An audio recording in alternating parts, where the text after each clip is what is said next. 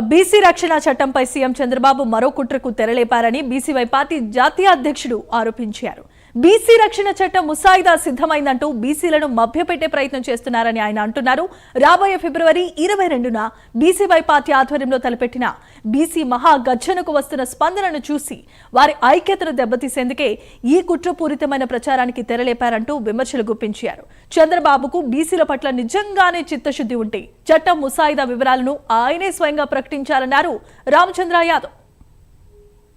రక్షణ చట్టం చంద్రబాబు నాయుడు గారు అధికారంలోకి రావడానికి ఇచ్చిన హామీలలో ప్రధానమైనది బీసీ రక్షణ చట్టం. చంద్రబాబు నాయుడు గారితో పాటు వారి పుత్రరత్నం చిట్టినాయుడు గారు తను పాదయాత్ర చేస్తూ అనేక సందర్భాల్లో అనేక సమావేశాల్లో మేము అధికారంలోకి వస్తే బీసీలకు రక్షణ చట్టం కల్పిస్తామని చెప్పి స్పష్టంగా తెలియజేయడం జరిగింది. తీరా అధికారంలోకి వచ్చిన ఈ 20 నెలల కాలంలో ముఖ్యమంత్రి చంద్రబాబు నాయుడు గారు కానీ, హామీ ఇచ్చిన వారి పుత్రరత్నం కానీ, అదేవిధంగా తెలుగుదేశం పార్టీకి సంబంధించిన నాయకులు కానీ ఎక్కడ బీసీ రక్షణ చట్టానికి సంబంధించి అడుగులు ముందుకు వేయడం కానీ, ఆ అంశాన్ని ప్రస్తావించడం కానీ జరగలేదు.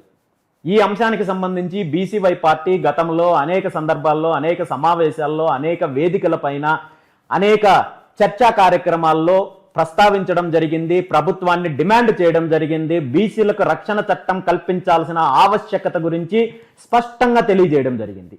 గత కొన్ని రోజుల క్రితం కూడా విజయవాడలో రాష్ట్రంలో ఉన్న బీసీ నాయకులు సంఘాలతో అన్నిటి కలిపి బీసీ మహాసదస్సు ఏర్పాటు చేసి బీసీలకు రక్షణ చట్టం కల్పించాల్సిన ఆవశ్యకత గురించి, అదేవిధంగా అమరావతి ప్రాంతంలో బీసీలకు భూముల కేటాయింపు, అమరావతి రాజధాని నిర్మాణంలో బీసీల యొక్క పాత్ర, దాంతోపాటు బీసీల యొక్క సమగ్ర కులగణన చేపట్టి బీసీలకు 44% రిజర్వేషన్లు కల్పించాలనే ప్రధానమైన అంశాలపైన చర్చించడం జరిగింది. ప్రభుత్వాన్ని స్పష్టంగా డిమాండ్ చేయడం జరిగింది. మీరిచ్చిన హామీని నిలబెట్టుకోవాలని చెప్పి ముఖ్యమంత్రి చంద్రబాబు నాయుడు గారిని డిమాండ్ చేయడం జరిగింది. బీసీ